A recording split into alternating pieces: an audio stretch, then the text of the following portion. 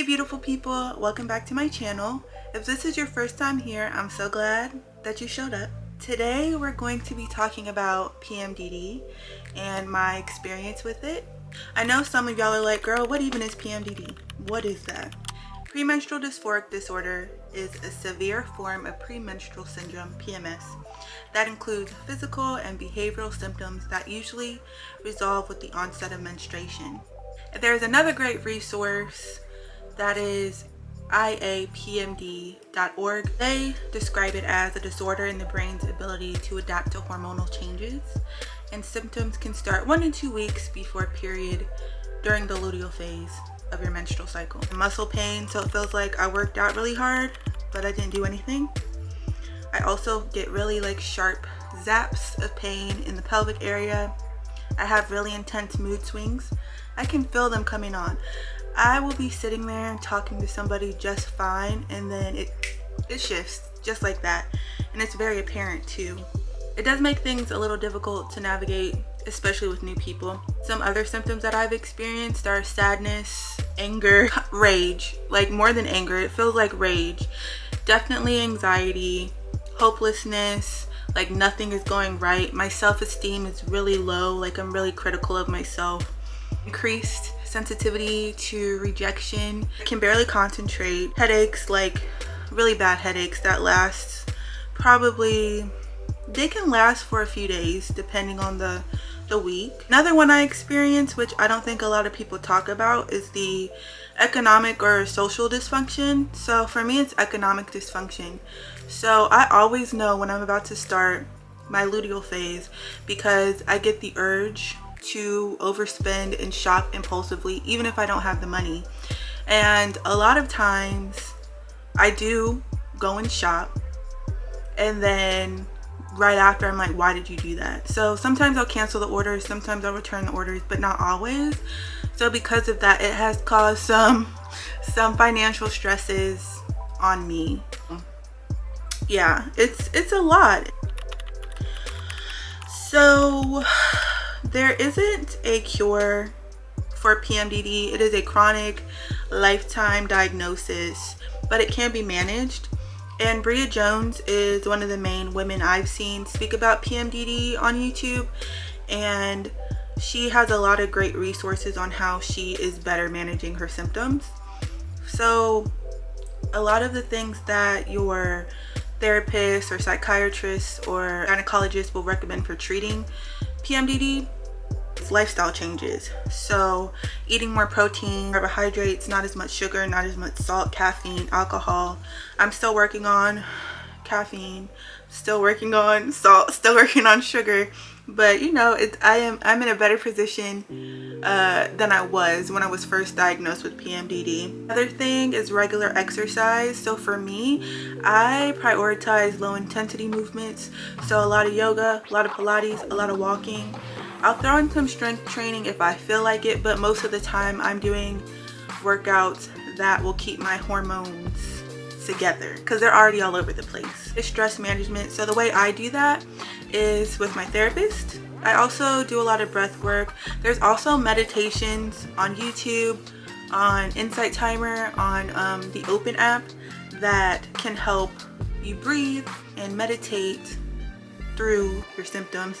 And that's for anybody with the period, not just PMDD. I think we should all be focusing on stress management. Or supplements, that's what I take to manage my symptoms, are vitamin B6 and magnesium. Oh, also vitamin D3. Another thing that I've tried that did not work for me was taking SSRIs. I didn't have a good experience with the two I tried.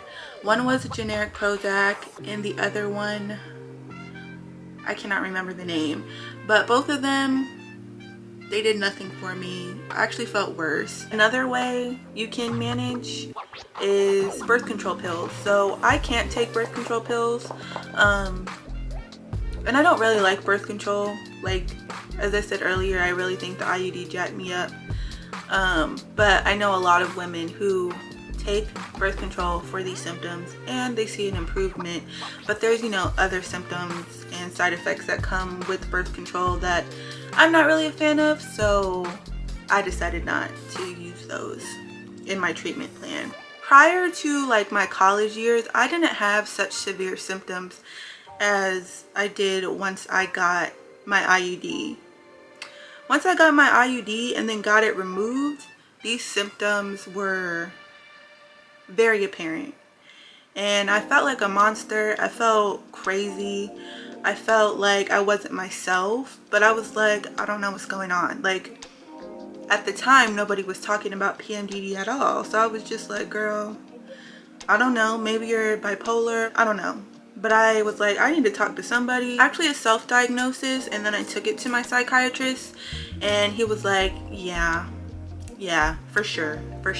And most women with PMDD do diagnose themselves. So what generally happens when women self-diagnose themselves with PMDD and take it to their health team, they're often misdiagnosed with bipolar disorder. And I think that's because PMDD just became an official diagnosis in 2013. And for a lot of healthcare providers, it's not seen as a true diagnosis even still. A lot of them feel like it's a choice, or it's just all in your brain, which is wild because so many women experience this. It's about 5 to 10% of women and people with periods in the United States have this diagnosis, and that doesn't account for people who have been misdiagnosed. The reason people generally get misdiagnosed with bipolar disorder when they're showing symptoms of PMDD is because the symptoms mimic each other very close, but the difference is the time frame.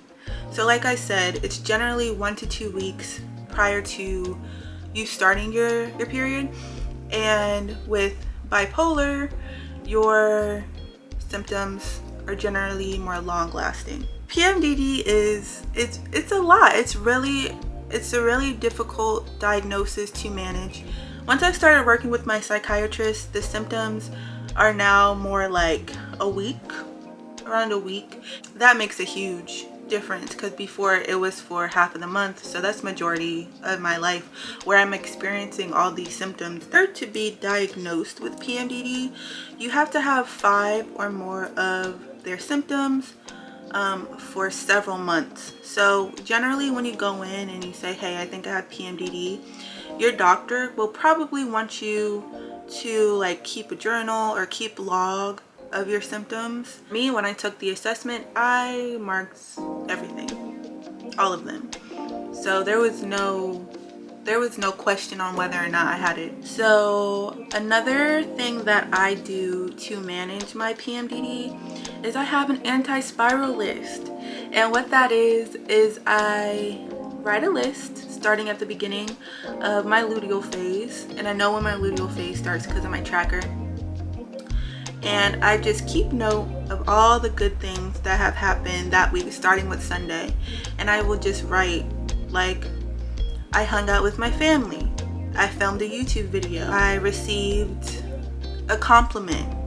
It's just a gratitude list, basically, that I can refer back to when I start to spiral. My self-concept that is mostly positive goes out of the window, and it's like I can't remember who I am. I'm just so horrible and terrible, and like, it's just, it can get bad. There have been times during my PMDD episodes where I'm like, yeah, I don't want to be here no more. Like, it's time for me to go. I've never acted on those thoughts, but having those thoughts alone is enough to like shake you up. Because even though I know that those thoughts are not my own, in the moment, it's hard to be like, oh, it's just a PMDD, girl. It's just a PMDD, you're fine. It's hard to do that. So I started writing this anti-spiral list so I can go back to it and read through it and remind myself of how well I am doing. Say, you've gotten through the last luteal phase and you'll get through this one too. I get a lot more rest. Doesn't always happen, but I try to sleep more. If I know I'm gonna have trouble sleeping that night, during the day I'll do a non-sleep deep rest practice. Most popular one are yoga nidras, and they're amazing, and it's like you're taking a nap, but it's like a guided nap, and that helps a lot too. Get a therapist if you can, because just having someone to talk to when you're experiencing these symptoms, like outside of your immediate family and friends, is really helpful, because although we are experiencing something that's hard, we can't always rely on our family and friends to take that on with us. Having a therapist and psychiatrist, even if you want, is super helpful. I wanted to share this video with people who may have these same symptoms,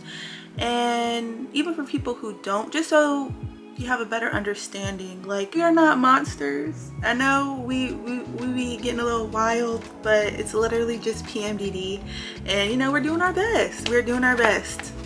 But I hope that you all enjoyed this video, and I hope to see you next time back on my channel.